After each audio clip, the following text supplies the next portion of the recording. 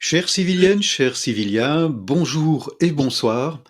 Michel Laloué et moi-même nous accueillons pour la rencontre civilienne numéro 18B. C'est la deuxième partie des rencontres civiliennes qui portent sur le travail et la rémunération. Bonjour Michel. Bonjour Stéphane. Si vous avez participé à la dernière rencontre, et je vous invite bien sûr à le faire pour pouvoir rentrer plus en profondeur dans le sujet, vous vous souviendrez qu'en fin de cette rencontre, nous sommes revenus sur cette notion fondamentale qui est la suivante. La rémunération de toutes les personnes qui sont actives dans un travail se fait, dans le fond, toujours grâce aux résultats des entreprises, d'une façon ou d'une autre. Et je vous invite bien sûr à revenir sur ce concept, à l'approfondir, et ça nous avait amené, et ça t'avait amené, Michel, à évoquer un concept tout à fait novateur, puisque la rémunération des personnes qui travaillent, mais d'ailleurs aussi de tout le monde en fait, hein, c'est pareil pour les retraités, pour les personnes qui sont demandeurs d'emploi, pour les malades, etc., est toujours d'une façon ou d'une autre liée à l'ensemble de l'économie et y compris forcément puisque l'économie produit donc au résultat des entreprises, tu as exprimé ce concept tout à fait novateur qui consiste à envisager qu'il existe un double contrat entre les travailleurs et l'entreprise et entre les travailleurs et ce que tu as appelé le fonds de rémunération. Donc il y a un contrat de collaboration à proprement parler, qui précise bien sûr, comme dans tout contrat de travail, quel est le travail qui va être réalisé, ses conditions, etc. Et puis un autre contrat qui est un contrat qui concerne plutôt la rémunération du travailleur. Et ce contrat de rémunération, eh bien, il est géré par un fonds, il est géré avec un fonds de rémunération qui est d'ailleurs généralement, peut-être pas dans tous les cas, mais qui est le même fonds de rémunération, quelle que soit la situation du travailleur ou du collaborateur, hein, qu'il soit en train de travailler encore au sein d'une entreprise, qu'il soit en formation, qu'il soit malade, qu'il soit à la retraite, etc. Il y a une espèce de continuité qui est ainsi assurée. Alors tu as bien sûr développé ça de manière bien plus détaillée dans la rencontre civilienne numéro 18A, je le redis encore une fois, mais en revenant à ces concepts, il y a des questions qui peuvent se poser, je t'invite peut-être à ce que nous redémarrions directement dans la continuité forcément de la 18A avec ces questions. Que se passe-t-il lorsqu'un travailleur cesse en effet sa collaboration avec une entreprise? Il va y avoir rupture du contrat de collaboration. Est-ce que le fonds de rémunération intervient ou pas à ce moment-là? Est-ce que le fonds de rémunération n'a rien à voir? Ça fonctionne un peu comme une administration abstraite en quelque sorte? Ou bien est-ce qu'il y a quand même un moment important dont on peut dire que là, il y a une participation aussi du fonds de rémunération? C'est-à-dire qu'on est dans un mode de fonctionnement plus humain, plus civilien, entre guillemets. Est-ce que tu peux un peu préciser quelle pourrait être, toujours sous forme de piste bien sûr, quelle pourrait être la vision qu'on pourrait avoir de l'activité de ce fonds de rémunération et sa relation avec les travailleurs notamment? Oui, je crois que si on se met dans l'optique du fonds de rémunération comme étant dans, dans une dynamique constructive, il est au service à la fois de l'entreprise et du collaborateur. Euh, il, il semble normal, au fond, qu'il participe aux entretiens qui pourrait conduire à une rupture du contrat de travail pour une raison X ou Y. Hein. Donc oui, ça me semble très nécessaire qu'il soit associé à toutes les démarches qui vont conduire, même si par exemple il y avait un conflit, il pourrait aussi être associé en amont déjà, au lieu d'attendre qu'on aille éventuellement jusqu'à une rupture du contrat, ou bien pour accompagner cette rupture du contrat de collaboration. Le contrat de rémunération reste, lui, toujours actif, et il peut rester actif toute la vie, en réalité. Mais pour le fonds de rémunération, ça peut être très utile qu'ils connaissent en fait les tenants et aboutissants de la situation et qu'à partir de là, ils puissent aider aussi, accompagner le collaborateur dans dans ses démarches qui vont suivre cette rupture du contrat de collaboration. Donc, Donc il est donc il est question d'une connaissance réciproque des acteurs les uns vis-à-vis des autres, d'une connaissance, d'une compréhension des situations.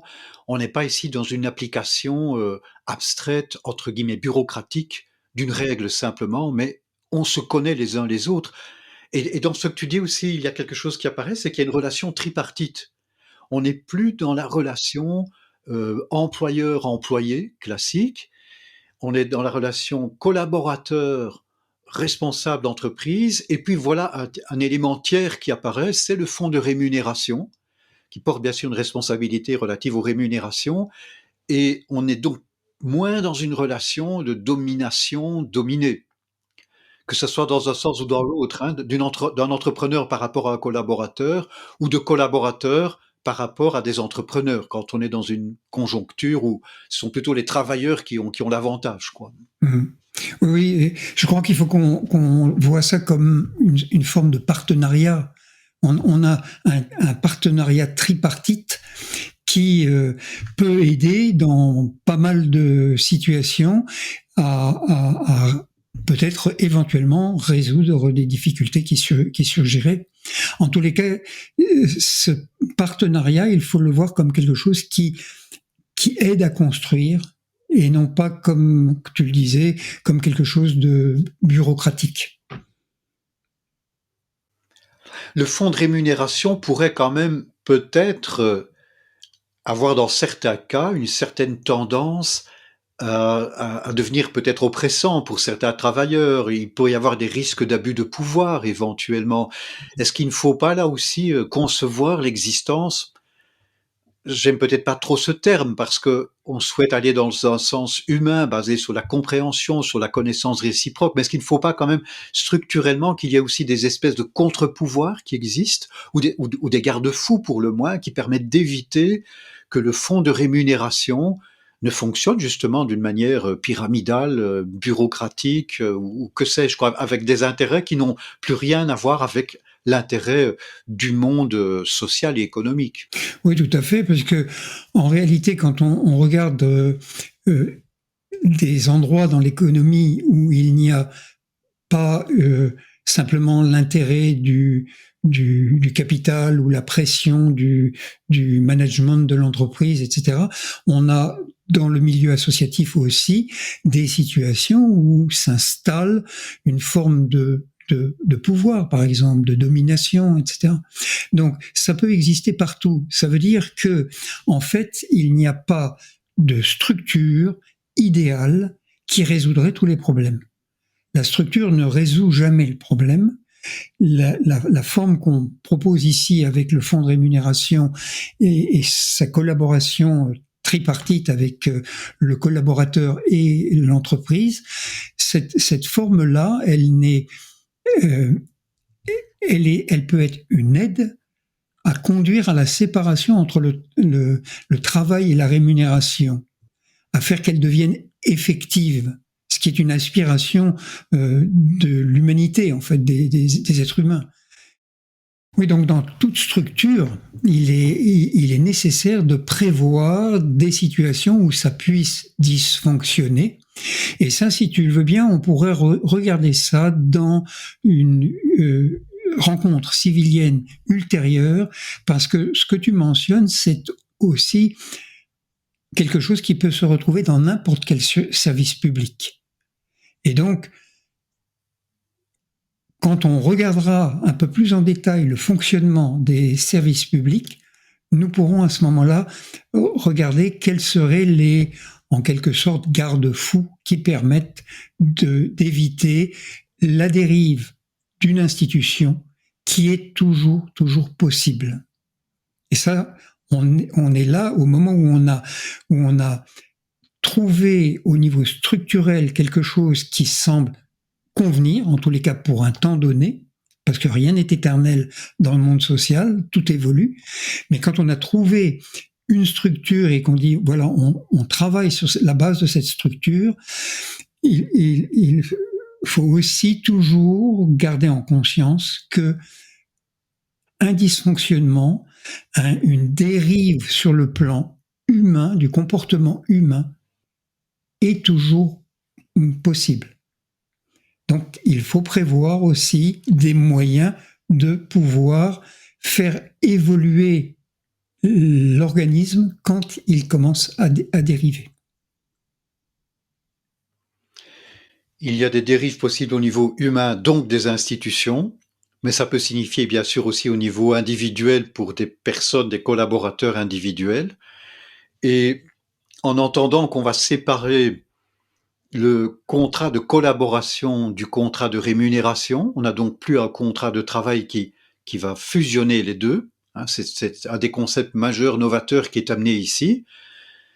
Est-ce qu'on ne peut pas se retrouver dans une situation néanmoins où les personnes prises individuellement, ceux qui étaient collaborateurs de l'entreprise, se disent de toute façon j'ai un fonds de rémunération qui va me rémunérer quoi qu'il arrive, donc un peu comme dans le concept du revenu de base universel. Donc je fais ce que je veux, quand je veux, comme je veux, et je n'ai pas de lien particulier avec les besoins des uns et des autres.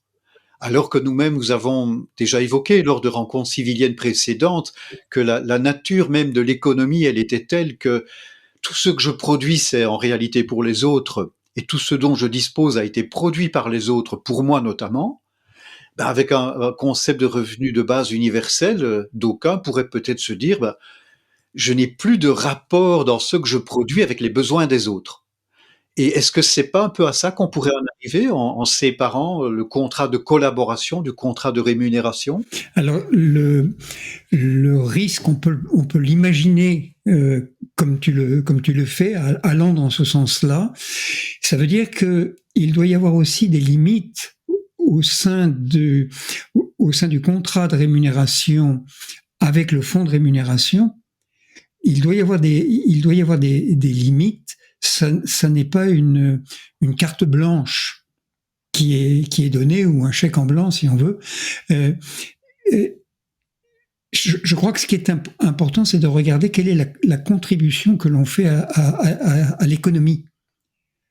Et pour ça, je reprendrai peut-être le schéma que nous avions évoqué dans notre première rencontre sur le travail pour bien clarifier la chose.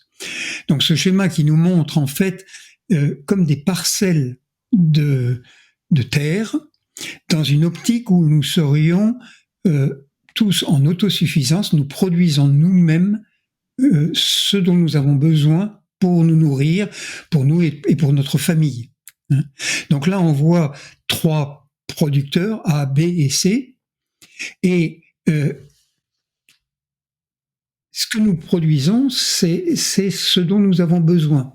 Donc nous ne sommes pas réellement dans l'économie au sens réel du terme. Nous ne produisons pas pour les autres, mais nous produisons pour nous-mêmes.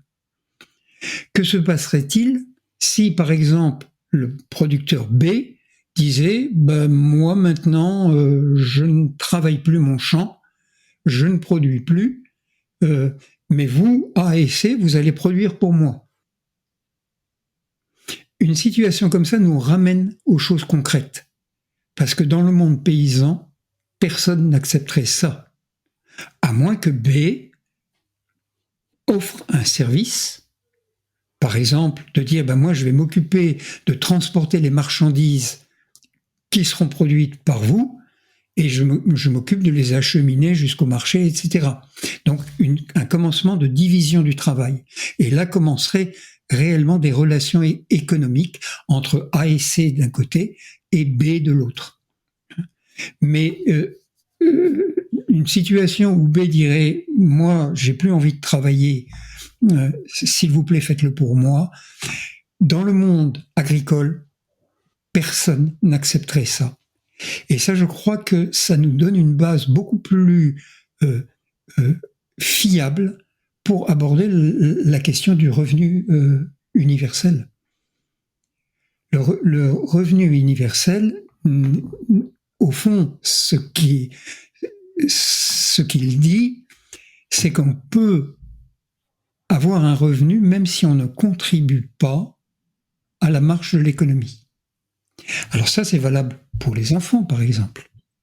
C'est valable pour quelqu'un qui est dans une situation de transition vers un autre emploi, ce qu'on appelle le chômage, hein, et qui serait vu dans notre optique d'une façon totalement différente. C'est valable pour quelqu'un qui est en formation. C'est valable pour quelqu'un qui est à la retraite. Il a déjà contribué à la marche de l'économie. Mais dans la période qui doit être définie au niveau social, est-ce que c'est 40 ans, ou est-ce que c'est 35 ans, ou est-ce que c'est 45 ans, voilà, ça doit être convenu au niveau social, mais une fois que c'est convenu, on se doit de contribuer à la marche de l'économie, et les autres contribuent et permettent que moi, ce dont j'ai besoin soit produit par les autres. Hein, ce principe que nous avions évoqué au tout début. Donc, au fond, je dirais, il faut faire mieux que le revenu universel. Et c'est ce que nous proposons. Quelque chose qui va plus loin, qui n'est pas une sorte d'automatisme et qui doit être lié à la façon dont nous contribuons au fonctionnement de l'économie, à la bonne marche de toute la sphère économique, marchande et non marchande, dans les deux cas. Il s'agit donc de partir des réalités économiques concrètes et pas d'une espèce, je dirais, de concept abstrait de cette réalité économique concrète. Hein, mais est-ce qu'il y a, Michel, est-ce qu'il y a quand même à différencier des niveaux de rémunération, et si oui, sur base de quels critères? Si on tient compte du fait qu'il s'agit de s'insérer en effet dans cette vie économique et de répondre aux besoins mutuellement les uns des autres, est-ce que la rémunération serait tout à fait identique pour tout le monde, ou est-ce qu'il y a quand même lieu de faire des différences? Alors, il y a bien sûr des différences qui peuvent venir de par la situation d'une personne. Si par exemple, ou d'une famille, si par exemple un enfant vient dans la famille, que va-t-il arriver avec le congé parental ? Soit l'homme, soit la femme, ou les deux, qui se partagent un temps à la maison pour s'occuper de l'enfant. Là, il y a des situations spécifiques qui sont étudiées par le fonds de rémunération ou les fonds de rémunération au cas où le mari et la femme ne sont pas dans le même fonds de rémunération. Donc, chaque situation doit être regardée individuellement. Par contre, la contribution de chacun à l'économie, elle peut être évaluée. Et là, ça amène une notion, celle de ce qu'on appelle la gestion des compétences, qui est apparue peu à peu dans l'économie, et c'est toujours intéressant de regarder comment dans le champ social une chose apparaît, pourquoi elle apparaît, et si elle trouve la place qui correspond à une santé, par exemple, de l'économie, ou à une santé de la vie sociale, et si les facteurs humains sont pris suffisamment en compte, et aussi les facteurs techniques, par exemple, de la marche de l'économie. Donc, des choses apparaissent dans le champ social, et notamment ce qu'on appelle la gestion des compétences, qui est quelque chose de très intéressant, mais d'un maniement délicat, pas simple. Parce que ça peut devenir quelque chose de très administratif. Et comme ça peut devenir aussi quelque chose de très humain. Ça dépend de la façon dont on le fait. Il existe plusieurs systèmes ou plusieurs méthodes de gestion des compétences, et toutes n'ont pas le même degré d'adéquation à ce qui est nécessaire à la fois pour l'économie et pour l'être humain. Je crois que le principe que l'on pourrait dégager, parce qu'on va pas, notre but n'est pas de proposer un système, on pourrait le faire, mais je crois que ça c'est quelque chose qui doit être décidé par les acteurs eux-mêmes. Quelle méthode de gestion des compétences. Et il ne s'agit pas non plus là d'avoir une seule méthode. La pluralité est très nécessaire dans la vie économique et sociale. Mais on peut dégager quand même un principe très général qui est que la gestion des compétences doit être basée sur quelque chose qui n'est pas psychologique, mais qui est factuel. Ça veut dire qu'on regarde dans les faits qu'est-ce qui se passe, ce que accomplit tel ou tel collaborateur, ça doit se marquer par des faits et non pas par un jugement psychologique porté sur la personne. Ça, c'est fondamental. Ensuite, s'il y a des faits, ces faits vont montrer si la personne a une autonomie dans la conduite de sa tâche. Ça, c'est le point central, c'est les niveaux de gestion des compétences sont au fond des niveaux, des degrés d'autonomie.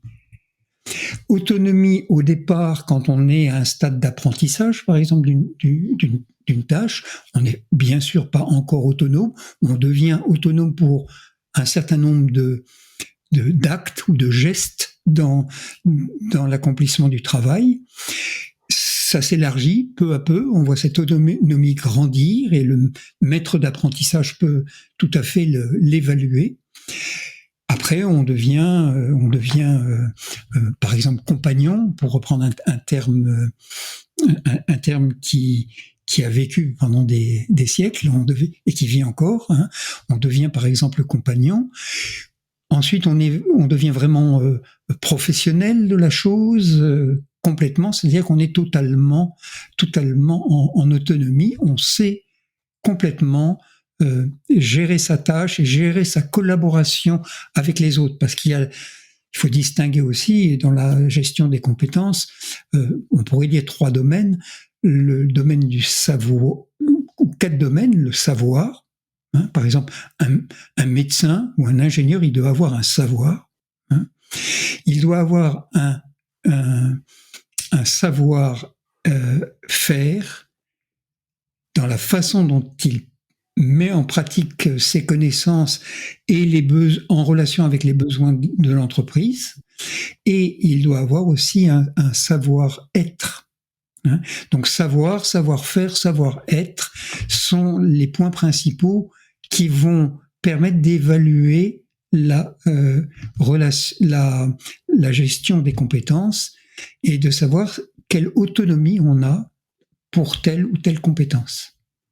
Et après ça, alors il y a des compétences qui dépassent le domaine où on est collaborateur, où on est professionnel dans son domaine.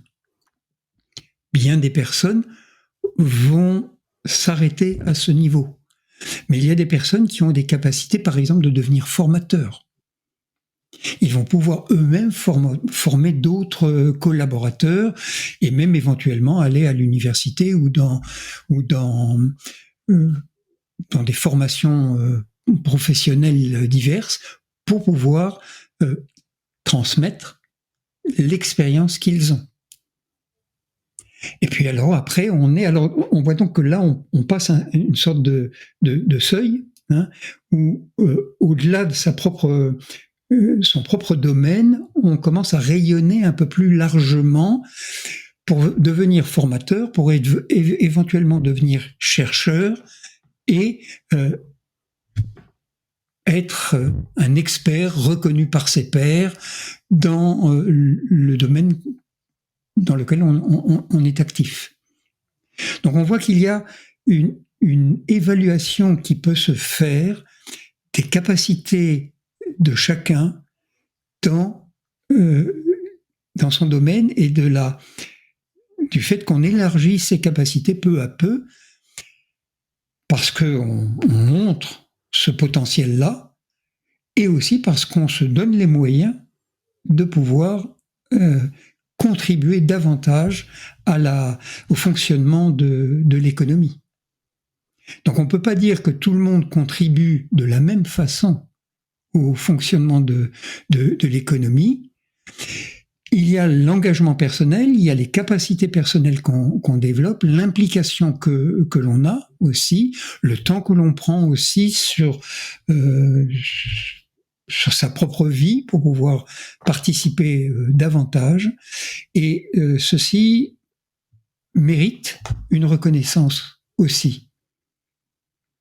Donc on n'est pas dans un niveau de nivellement où tout le monde serait égaux. L'égalité n'est pas à sa place à cet endroit-là. Ce qui compte, en fait, l'égalité est une égalité de possibilités, une égalité de droits, de pouvoir acquérir, de pouvoir... c'est-à-dire, c'est pas parce qu'on serait manager qu'on serait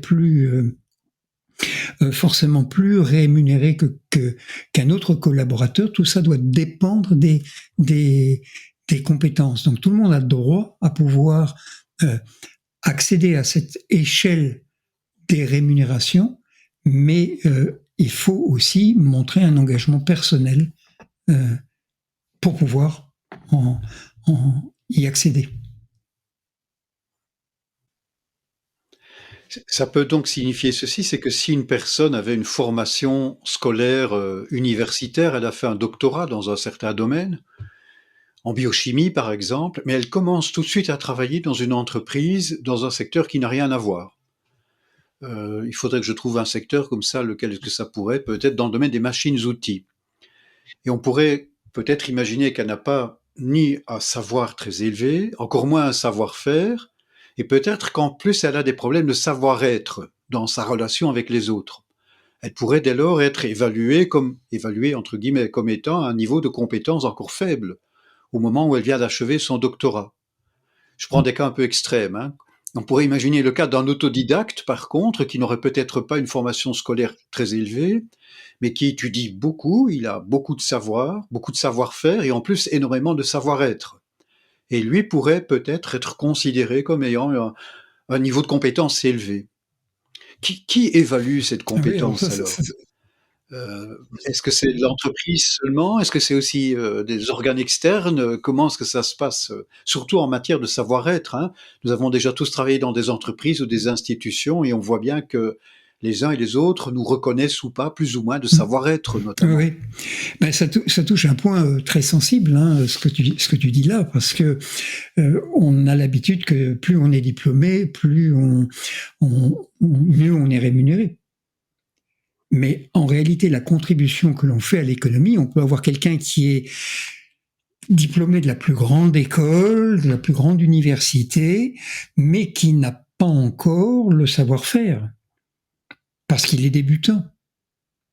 Il doit donc aussi acquérir ce savoir-faire. Il peut l'avoir acquis par des stages, par exemple, des stages professionnels, qui vont faire qu'il n'est pas totalement débutant et il a probablement aussi la capacité d'apprendre très vite, s'il est un domaine notamment de responsabilité, mais malgré tout, il n'a pas forcément la même contribution à l'économie à cet instant T, cet instant de démarrage. Hein. Il n'a pas la capacité qu'a un autre collaborateur dans l'entreprise, autodidacte comme tu l'as mentionné par exemple, et qui a vraiment une très très grande compétence et qui donne énormément pour le développement de l'entreprise. Donc ça veut dire qu'on peut très bien imaginer une situation où le manager, voire même le directeur de l'entreprise, touche moins que certains collaborateurs au démarrage. Après, c'est à lui d'avoir une évaluation des compétences. Et s'il montre qu'il devient un contributeur qui correspond bien à sa tâche, à ce moment-là, il va avoir une rémunération en conséquence.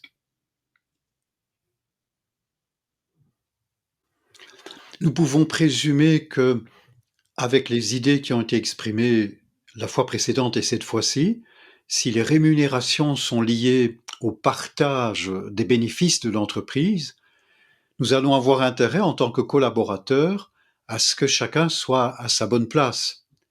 Et lorsqu'il y a des personnes particulièrement compétentes dans un domaine particulier, on préférera qu'elles restent dans l'entreprise plutôt que s'en aller ailleurs, parce que les résultats seront moindres, nos revenus, nos propres rémunérations vont avoir tendance à baisser, quoi. Je présume qu'on ne doit jamais oublier que nous sommes dans un contexte tout à fait différent avec les idées que nous avons exprimées jusqu'à présent de ce qu'on connaît habituellement. Donc nous avons mutuellement intérêt à ce que cette compétence soit présente et à sa bonne place dans l'entreprise, quoi. Ah oui, oui, Et reconnue en tant que telle. Tout à fait, c'est quelque chose qui apporte aussi un dynamisme. Il ne faut pas voir la gestion des compétences comme un moyen de contrôle, mais au contraire comme un moyen de dynamiser l'implication de chacun dans l'entreprise et aussi de reconnaître la façon dont chacun contribue à l'économie en général. Alors ça bouleverse bien sûr tout à fait les traditions que l'on a à ce sujet, mais qui ne sont pas non plus satisfaisantes, puisque bien des personnes au sein d'une entreprise se rendent compte que elles ont une implication énorme, mais que ça n'est pas valorisé et que quelqu'un d'autre qui a, de par sa formation, un salaire, une rémunération qui est nettement supérieure, en fait, il peut avoir quelquefois l'impression, oui, mais cette personne-là ne fait pas forcément le maximum de ce qu'elle peut faire, et donc un sentiment d'injustice, au fond, vit très souvent dans l'entreprise.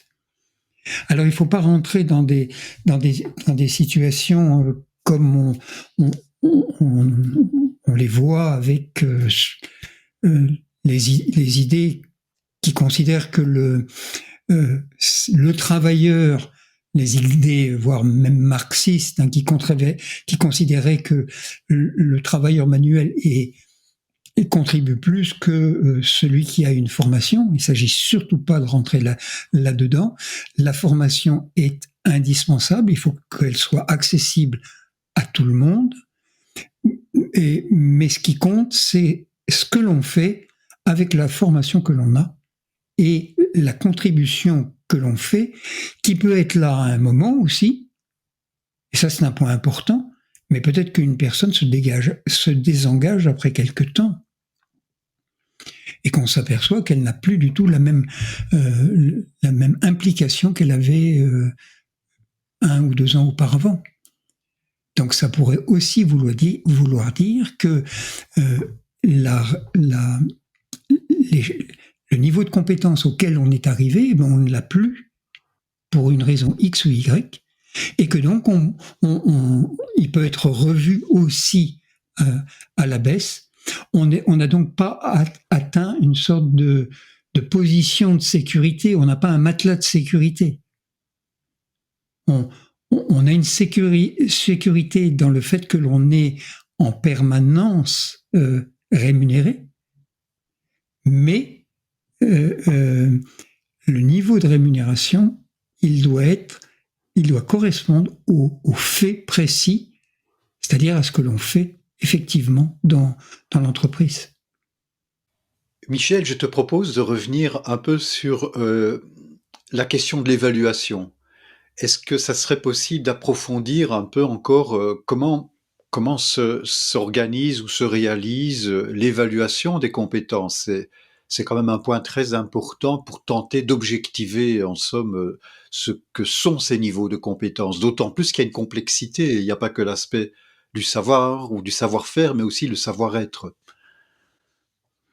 Oui, alors on peut imaginer plusieurs façons de procéder, et je crois que ce sera aux entreprises, aux fonds de rémunération et avec les collaborateurs de déterminer quelle méthode au sein de l'entreprise on a, par exemple. Hein. Il existe plusieurs méthodes et plusieurs méthodes d'évaluation des compétences, mais aussi plusieurs techniques, on pourrait dire. Par exemple, certains peuvent faire appel à un cabinet extérieur. D'autres peuvent décider de le faire en interne, avec le service de ressources humaines. Ou alors, il existe aussi de nouvelles formes qui ont été expérimentées, enfin déjà depuis 20 à 30 ans, hein, qui sont très intéressantes, où ce sont tous les collaborateurs qui font une évaluation entre eux.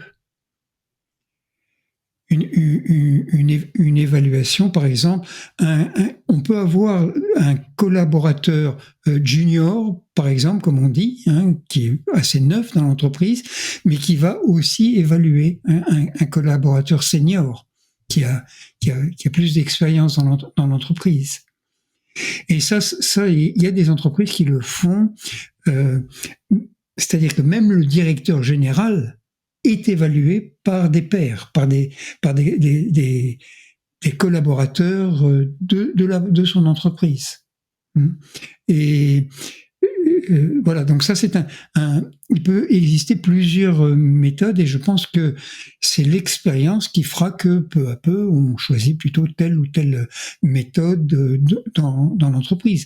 Dans certaines entreprises, peut-être qu'il ne faut pas commencer par une évaluation où chacun évalue un de ses collègues, mais par prudence, il sera peut-être mieux d'avoir un cabinet externe qui vienne pour mettre ça en place progressivement et ensuite qu'on passe à cette autre forme. Donc l'expérience montrera ce que ça donne, ce que chaque méthode et chaque technique vaut. Et puis, il faut aussi tenir compte du fait que le fonds de rémunération participerait aussi aux séances d'évaluation qui peuvent être trimestrielles, semestrielles, annuelles. Et donc, le correspondant au sein du fonds de rémunération du collaborateur participerait aussi à l'entretien. Et puis un autre point aussi que je voudrais évoquer, et ça l'expérience me l'a très souvent confirmé, c'est que lorsqu'on a une telle méthode d'évaluation, qu'on a choisi une méthode, qu'on la met en pratique, ce qui s'avère, c'est que le collaborateur lui-même, s'il est amené à d'abord commencer par dire comment lui, il évalue la période sur laquelle porte l'évaluation, eh bien, j'ai vu dans presque tous les cas que déjà presque tout était dit. C'est-à-dire que le collaborateur lui-même est capable de se regarder et de dire comment il voit. Et il faut presque le pousser un tout petit peu pour qu'il lise les points les plus positifs. Donc, parce qu'il ne faut pas non plus aller dans une autoflagellation hein, où on se dévalue soi-même. Hein. Il s'agit d'avoir une évaluation la plus objective possible, sachant qu'on est dans le domaine de l'humain et que c'est pas... On tend vers quelque chose, on n'a pas quelque chose d'absolument mathématiquement précis. Hein. Mais ça m'a beaucoup, beaucoup étonné de voir à quel point l'auto-évaluation est finalement le point de départ sur lequel on peut vraiment se baser dans un entretien d'évaluation, et qu'on arrive à déjà, ça ouvre des portes énormes dans l'entretien d'évaluation. Et tu sembles dire que quand il y a auto-évaluation, selon ton expérience, on a bien moins de cas de personnes qui ont tendance à se surévaluer, on a plutôt une tendance à la sous-évaluation. Peut-être qu'il y aura quelques exceptions de personnes qui veulent se mettre en avant, etc., surtout si elles espèrent obtenir plus de rémunération, mais ça serait vraiment des cas plus rares, en quelque sorte. Oui, c'est extrêmement rare. Ce qui arrive parfois, c'est qu'une personne dans un domaine, elle ne voit pas facilement sa marge de progression. Ça, c'est notamment quand il s'agit des relations humaines. La façon dont la personne s'adresse à des collaborateurs, etc. C'est là qu'on a le plus de... C'est plus délicat pour arriver à se voir de l'extérieur et se rendre compte, par exemple, qu'on, sans le vouloir, on utilise un ton ou des mots qui ne sont pas les mieux adaptés pour relationner avec les gens. Donc ça c'est là qu'il y a une petite réserve dans l'auto-évaluation. Mais c'est quelque chose aussi qui peut très vite évaluer quand les personnes ont aussi des modules de formation sur le savoir-être, sur la communication, sur la gestion du stress, etc. Parce que quelquefois, des personnes vont s'adresser à un collaborateur d'une façon qui n'est pas adaptée, uniquement parce qu'elles sont stressées ou qu'elles ont peur que la chose ne soit pas faite à temps, ou etc. quoi. Il s'agit de domaines en effet très délicats, parce que s'il y a des soucis comportementaux chez une personne, comment amener l'observation de ces soucis sans entraîner ensuite des problèmes parfois supplémentaires encore. Donc on est dans les domaines les plus délicats, en fait. On est vraiment dans l'humain à l'état pur, là. Tout à fait, oui. Oui, on touche vraiment le cœur de l'humain, souvent. Hein. Ouais.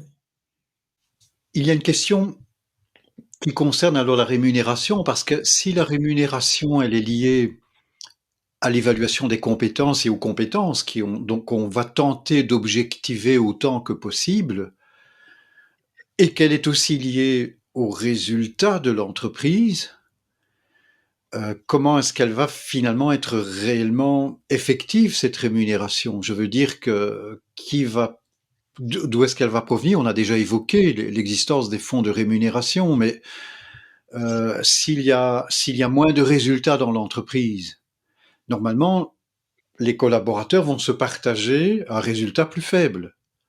Or, il y a quand même des situations où on ne peut pas voir sa rémunération baisser en dessous d'un certain seuil. Ce n'est pas faisable. On a nous-mêmes des engagements en tant que personne. On a besoin de s'alimenter, de se chauffer, etc., etc. Donc, quelle piste est-ce qu'on pourrait donner dans une conception civilienne qui concerne le fonctionnement finalement du fonds de rémunération, qui va rémunérer en fonction des compétences pour lesquelles il y a différents niveaux, certes, mais tout de même, comment est-ce que ça peut se passer? Alors, je crois qu'une première chose qu'on peut dire là-dessus, c'est le fait que on peut introduire aussi une modalité qui permette de garantir que les personnes vont pouvoir toucher ce qui est indispensable pour vivre, même s'il y a une conjoncture défavorable. Je fais la référence à la notion de mutualisation des pertes d'une entreprise lorsqu'il y a des questions conjoncturelles. S'il y a des défauts de gestion, etc., c'est une autre chose. Hein. Si on a mal conçu le lancement d'un nouveau produit, c'est aussi une autre chose. Hein. Par contre, lorsqu'il y a une situation conjoncturelle, on peut tout à fait imaginer quelque chose qui relèverait de la mutualisation, c'est-à-dire au fond des techniques d'assurance. Puisque au fond, tout peut être assuré. C'est juste une question de décider de ce que l'on veut faire. Et on pourrait très bien avoir une assurance, de même que par exemple s'il y a une catastrophe naturelle, eh bien on est assuré et l'entreprise peut assurer son chiffre d'affaires là-dessus. Hein. Par exemple, s'il y a un incendie dans un entrepôt, il y a des techniques d'assurance qui non seulement garantissent l'entrepôt lui-même, mais aussi la perte sur chiffre d'affaires. Donc tout ça, ce sont des techniques qui sont complètement maîtrisées par le domaine des assurances, et on pourrait très bien avoir une assurance d'exploitation qui s'étend au domaine conjoncturel. Ce qui fait qu'à ce moment-là, les personnes, l'entreprise n'a pas de difficulté à verser la rémunération au fonds de rémunération pendant la période considérée. Maintenant, il faut aussi regarder qu'il y a deux aspects qu'on peut avoir dans la rémunération. Il y a d'une part ce qui est donné sous forme d'avance sur résultat en début de chaque mois, comme on l'a dit la dernière fois. Donc on a cette part-là qui n'est pas qui est basée au fond sur la rémunération selon les compétences, qui donc a un caractère fixe. Et puis, qu'arrive-t-il si l'entreprise a un meilleur résultat que ce qui était anticipé et que ça dépasse le niveau de rémunération de l'ensemble des personnes? Il y a donc un excédent, et là on pourrait laisser à l'entreprise le soin de partager cet excédent entre les collaborateurs sous une forme qui serait déterminée à l'intérieur de l'entreprise. Donc là, il n'y aurait pas une seule façon de faire, mais chaque entreprise déciderait de quelle façon est-ce qu'il le partage de façon en divisant par le nombre de collaborateurs, par exemple, cet excédent de résultats, ou bien est-ce qu'ils ont une différence qui est faite entre le management et ceux qui ne sont pas en position de management, qui ne sont pas cadres, etc. Voilà, tout ça peut se faire. Est-ce que ça va être lié aux compétences ou pas? Tout ça, je crois qu'il faudrait le laisser à l'entreprise elle-même pour qu'elle convienne, que l'ensemble des collaborateurs conviennent de la procédure qu'ils veulent adopter pour ça. Mais le principe, c'est que une partie est gérée par mensuellement, on va dire, entre l'entreprise et le fonds de rémunération. L'autre partie est gérée annuellement, en fin d'exercice.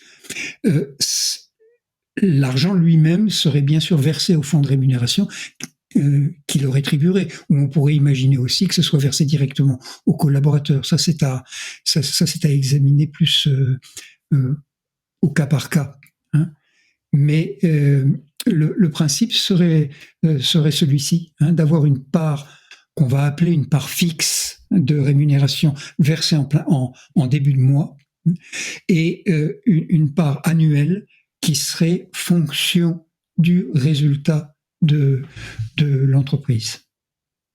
Bien sûr, il faudrait tenir compte, il faut tenir compte du fait que l'ensemble du résultat va aux 7 facteurs. Donc, je parle là de l'excédent du résultat ou d'une part de l'excédent du résultat. Ça pourrait se limiter à une part de l'excédent de résultat. Et le partage entre les collaborateurs, se ferait selon une règle qui n'est pas établie par le chef d'entreprise ou la direction de l'entreprise, mais par l'ensemble de tous les collaborateurs. Pour établir la règle qui est établie, c'est pas la direction seule qui établit la règle, si je Alors comprends bien. ça, je crois qu'il faut le laisser à l'entreprise et aux relations à l'intérieur de l'entreprise. Le choix qui serait fait. Bien sûr, on peut à titre personnel dire que on souhaiterait que ce soit l'ensemble des collaborateurs et ce serait beaucoup plus favorable pour le bon fonctionnement de l'entreprise si l'ensemble a participé à la décision. Mais il y a aussi une autre question qu'il faudrait regarder, c'est le fait que il y a aussi ceux qui ont été les fondateurs de l'entreprise, qui sont toujours actifs dans l'entreprise. Est-ce qu'il y a une possibilité qu'ils aient aussi, du fait qu'ils ont amené quelque chose à la création de l'entreprise, ils ont amené des idées, ils ont amené une façon de faire, etc., qui a vraiment permis à l'entreprise de se démarrer, de démarrer. Et donc, est-ce qu'ils ont le droit à quelque chose de particulier? Ça doit aussi être déterminé dans l'entreprise. On pourrait dire qu'il peut y avoir une sorte de contrat qui est établi entre le ou les fondateurs et l'entreprise pour tenir compte de cet aspect particulier, sachant que ce contrat serait valable pendant le temps où la personne est active dans l'entreprise et pas, par exemple, lorsqu'elle part à la retraite, puisque là, à ce moment-là, elle a sa rémunération de retraite qui est la même que sa rémunération qu'elle avait les derniers mois où elle a travaillé dans l'entreprise. Alors on peut aussi prévoir des cas où il y ait quand même encore, pendant quelques années, au début de la retraite, encore une participation aux résultats de l'entreprise. Tout ça devrait être, disons, c'est là encore la pratique qui montrera les bons choix. Quand tu dis qu'il faut laisser ça laisser ces décisions à l'entreprise, la question que je posais tout à l'heure, c'était qui est l'entreprise en fait? C'était un peu ça la question. Est-ce que c'est la direction? Est-ce que c'est l'ensemble des travailleurs par rapport à ces modalités bien précises, hein, c'est-à-dire non, il ne s'agit pas de décider qu'on va se partager de manière égale l'excédent de résultats d'entreprise, mais c'est plutôt savoir qui prend la décision de la règle qui sera appliquée. Si l'idée c'est de dire il faut laisser ça à l'entreprise, la question vient alors, qui est l'entreprise dans ce cas-là? Est-ce que c'est plutôt la direction? Est-ce que c'est l'ensemble des collaborateurs? Est-ce que c'est les fondateurs? Je ne prétends pas qu'il faut peut-être donner une réponse définitive et absolue, hein, mais je me permets quand même de jouer un peu ici le rôle de l'avocat, je dirais, qui peut-être pas du diable, je n'en sais rien, mais qui peut voir poindre des difficultés sociales, quoi, au sein de l'entreprise. J'espère que tu n'es pas l'avocat du diable, mais oui, c'est... Moi, j'aimerais pas répondre d'une façon définitive là-dessus. J'ai l'impression que c'est l'expérience qui montrera et qui amènera plusieurs pratiques. Ce qui me semble important, c'est malgré tout de ne pas forcément amener la démocratie dans l'entreprise, contrairement à ce qu'on pense. Il y a beaucoup de tendance à dire qu'il faut démocratiser à l'intérieur des entreprises. Je n'ai pas l'impression que la démocratie s'applique à ce domaine. J'ai l'impression que la démocratie, elle a affaire avec le domaine des lois en général. Les pratiques que l'on a dans une entreprise, les règles qu'on adopte dans une entreprise, certaines peuvent être prises tous ensemble. Dans d'autres cas, il faut aussi reconnaître la différence qu'il y a entre le management et ceux qui ne sont pas dans le management. Je veux dire que, par exemple, les pratiques qu'il y a dans les coopératives, un homme, une voix, ça peut être justifié sur un certain nombre de choses, mais il ne faut pas forcément qu'on en arrive à étendre ça à tous les domaines, et que la responsabilité que prend un manager, elle est une réalité aussi, et qu'il faut en tenir compte. Donc attention à cette tendance à vouloir égaliser qui est présente chez beaucoup de gens. Je sais que chez toi ça n'est pas le cas, mais il est nécessaire de bien regarder que le management, c'est aussi des prises de responsabilité, c'est quelquefois des décisions extrêmement difficiles à prendre, c'est des choix stratégiques dans l'entreprise, des choix d'innovation, de nouveaux produits, etc. Enfin, il y a beaucoup de domaines dans lesquels les décisions peuvent être extrêmement lourdes et il faut avoir les éléments qui permettent de prendre la décision. Et tout le monde dans l'entreprise n'a pas forcément les éléments en main pour pouvoir prendre une décision. Là encore, ce sont les faits qui doivent montrer, les pratiques devraient découler des faits et d'une observation la plus objective possible des faits. À nouveau, il y a une question de connaissance et de compétence qui va intervenir pour déterminer qui va décider quoi aussi dans ce genre de situation. Et en somme, par rapport à la question de l'égalité entre les personnes pour la prise de certaines décisions, un enjeu sera de déterminer dans quel processus ou pour quel type de décision cet élément d'égalité est vraiment tout à fait à sa place, doit même être absolument l'élément essentiel, et dans quel autre type de processus il n'est pas à sa place, là où il pourrait être préjudiciable, au contraire, s'il est appliqué. Donc la question sera de bien clarifier, tiens, l'égalité, où est-ce qu'elle s'applique vraiment et où est-ce qu'elle ne s'applique pas. Et donc dans la gestion, dans le management courant, on peut plus facilement imaginer que c'est pas possible d'appliquer l'égalité. Tout le monde n'est pas aussi compétent, aussi capable, ne dispose pas de toutes les connaissances, n'est pas dans une position qui lui permet de prendre toute décision à tout instant. Ça n'a aucun sens. Oui. Avec cette clarification au niveau de la rémunération provenant du fonds de rémunération, il y a la part fixe et puis alors il y a la part variable qui peut être qui sera fonction des résultats de l'entreprise et qui peut être aménagée et répartie selon l'entreprise elle-même. Il me semble, Michel, qu'au niveau des modalités de rémunération, tu viens comme ça de donner des balises essentielles lors de cette rencontre civilienne numéro 18B, portant sur le travail et la rémunération. Est-ce que tu vois autre chose qui serait important d'ajouter encore aujourd'hui? Parce que moi, sinon, j'ai une question qui prépare déjà, qui va être en lien peut-être avec la suite, ou bien non, pas pour l'instant. Je crois qu'on a fait un bon tour de la question et je suis tout oui pour la question que tu vas amener. Aujourd'hui, tu as évoqué, tu as donné des clarifications sur comment peuvent être rémunérés les collaborateurs, tous les collaborateurs d'ailleurs du monde des entreprises, dans le sens large du terme, et notamment grâce au fonds de rémunération. Mais une question qui peut se poser forcément, c'est comment va être financé le fonds de rémunération?